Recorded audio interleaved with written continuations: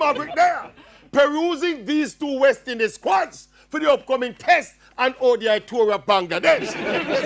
Of course, the big news is that all of 12 senior players have opted out of this tour, citing COVID fears and our personal reasons. And it just struck me that the IPL was recently played in that part of the world. We don't hear no player pull out of the IPL for COVID concerns.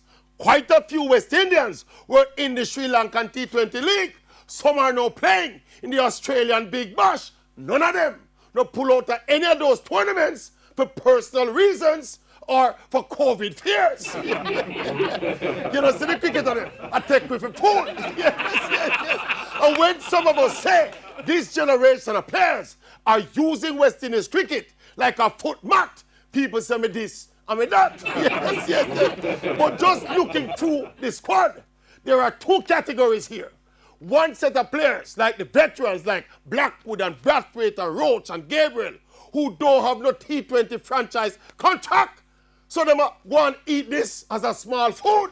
And of course, the youngsters who are using this as a stepping stone.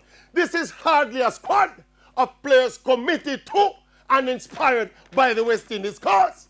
I tell you this, the full story of West Indies cricket in 2020 is being told right here in these squads. Yes.